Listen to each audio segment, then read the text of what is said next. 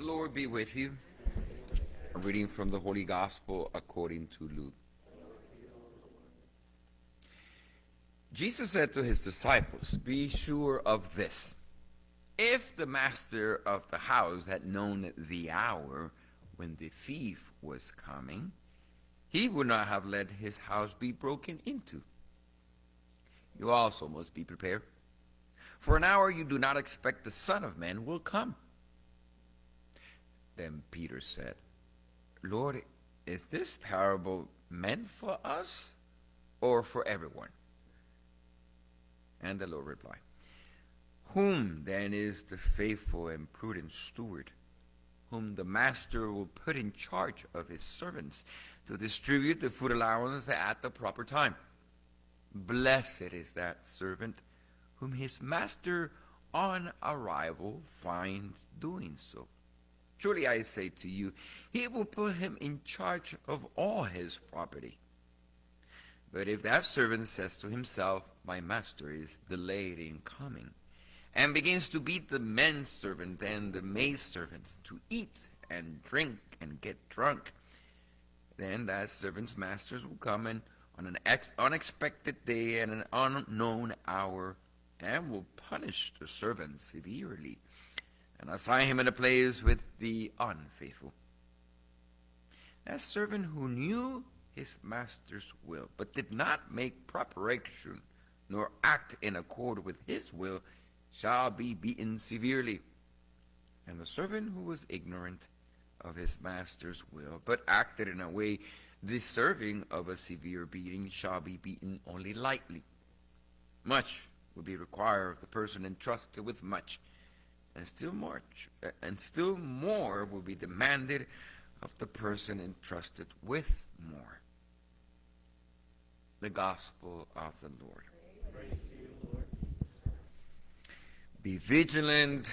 You got to do it. If you're not, you get beaten, maybe severely or beaten lightly. It's like, well, I don't want to have any responsibility, because if much is given to you, much will be asked, and even more, the more that is given, well, don't give me anything. Just don't give me anything. Don't give me no responsibilities.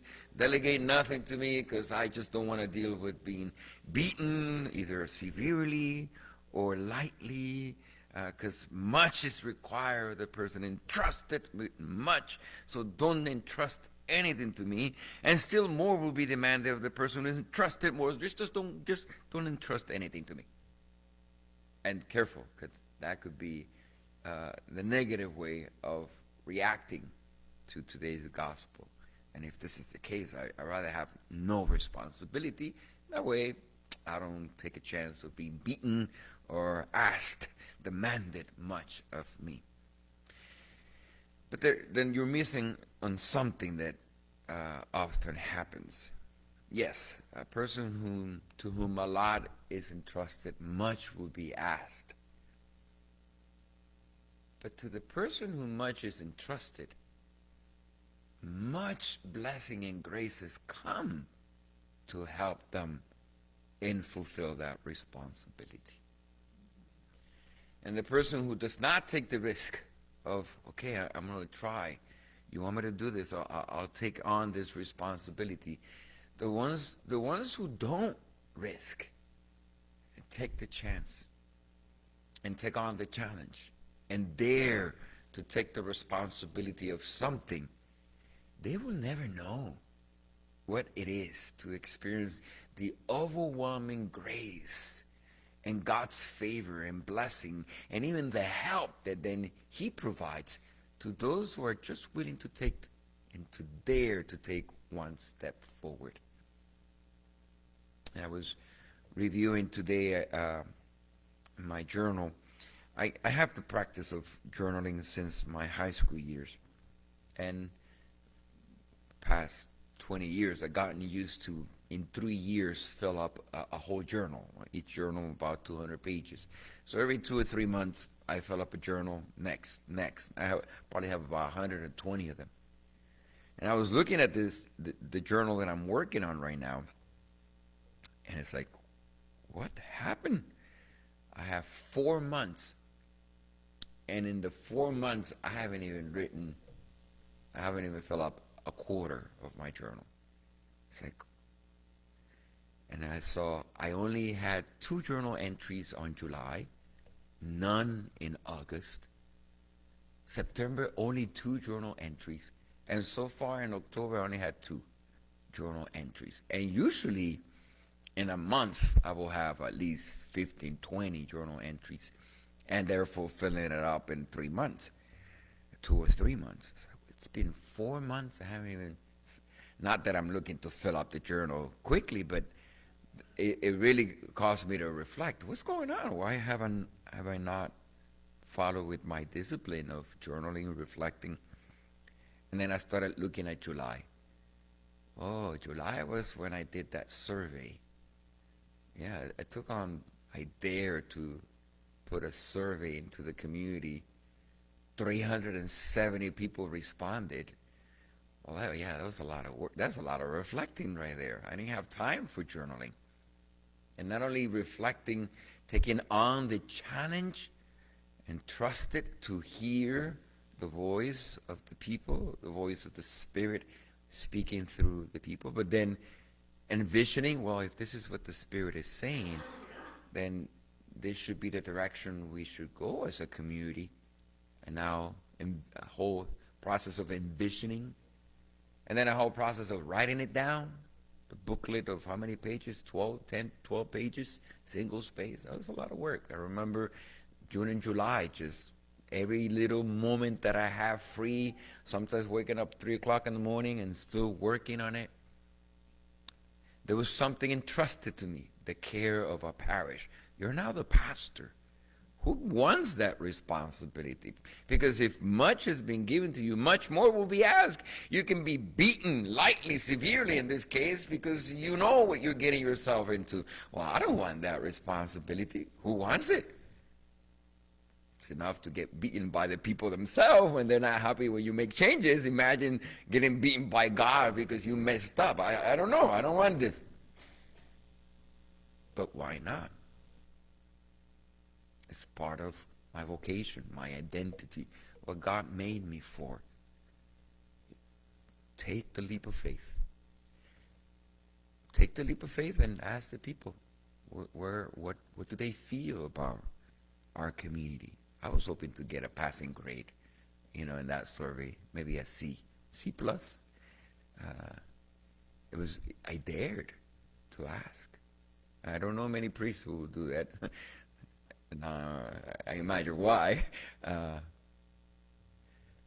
much has been entrusted, much must be responded. But when you do, it's so beautiful to see that what God entrusts you to do does not equate with the overwhelming amount of graces and help that He gives if you just dare to take on the challenge.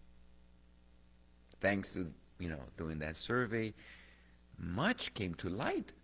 Even the discernment of now knowing where to lead for the next 5 years. That's grace.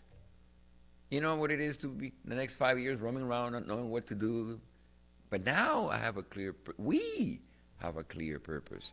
But that came as I responded to a dare. Do I dare take on this challenge to be a pastor? Do I dare to ask the people for their opinion? But then much was taken on, but then God overwhelmingly with much more gives the grace and respond. Then I was looking at August. Oh yeah, that's when August we started presenting the new schedule, looking for the new schedule for the masses, reviewing how we're going to respond to this new vision. And in the middle of that, 3 months ago, before that, so that was somewhere in, June, I think it was, no, before June, I committed to teach at St. Leo. They asked me, hey, there's a position that opened up. Will you be willing to? Yeah, okay, I'll take on that, another responsibility. Not knowing that a month later I'm doing this survey, and then a month later I'm figuring out, oh my God, this is the whole ministries we have to develop: hospitality, family ministry. And then I go back to St. Leo, saying, you know what? I don't think I'll be able to teach. I said yes when I didn't know this was the response of the people and the voice of God. And now I have to develop 3 new ministry: vulnerable adult, family ministry, hospitality ministry. I won't have time to teach. And then in that lunch, having the conversation, noticing that was going to severely, just, it was really going to affect what I really initiated, the wanting to develop a relationship with the university. It's like, if I say no now, that's it. The doors are going to be shut down for our relationship with St. Rita's and Leo. I already said yes. I was almost tricked into it. God, you tricked me into this. Saying yes before I did the survey and then finding out and then not being able to back up because I already gave a commitment. So let's take on this much work now, preparing for the classes, teaching, grading. And for the past 8 weeks that I've been teaching, I have not felt the students respond. They were not engaging. Thank God, finally, yesterday I had a breakthrough. Kids asking questions, being interactive. Yes, I took on a challenge, but now with time, the response. Now some of the young adults want to get involved with our young adult ministry. Some of the young adults are looking into helping in our migrant ministry on Mondays. Other ones are looking to help with our youth group. It's like, oh, okay, good. You see, you take on a challenge, if it's coming from the Lord, trust. Yeah, it will be much, and much will be asked. But don't fail to see that if he's asking much of you, it's because he's going to give you much more to help you. And I think we often, out of that fear, don't dare to take the step forward. Don't dare to accept to take on a commitment, a responsibility. Afraid of the punishment, afraid of failing, afraid. But if this is what God is asking you to do, won't he also follow through by giving you the graces and the overwhelming help that you need to make it happen? Now, if it's not God's will, then you're not going to get the help. And then you'll know, okay, this is not what God wants me to do. We have to move forward. But if you're sensing and feeling and seeing the fruits of it, and God overwhelmingly coming back with the help, then trust and keep moving forward. I think this is a message that we all need to hear, because each one of us have been entrusted with much. As a husband, as a wife, as a mother, as a grandma, grandpa, entrusted with responsibilities within our church, sacristan, St. Vincent de Paul, finances, choir. You all have something that you've taken on. And it's very likely that God is still asking you to give more. Perhaps you're in the fence about, should I not? Should I not? I don't know. I can't take on more work. I'm afraid of failing. What if I don't come through properly? What if I get severely punished by God and by the people who will be disappointed with my lack of ability to do whatever? Take on the risk. Do not be afraid. If it's God asking you to do something, yes, he's going to ask for much, but he's also going to follow through with much more grace, help, and favor for you to be able to do this. If God is asking for it, he's also going to follow through. All he needs is for you to take that first step. Do not be afraid. Indeed, much will be required of the person entrusted with much, and still more will be demanded of the person entrusted with more, but just as much will be required and entrusted, much more will be what God gives.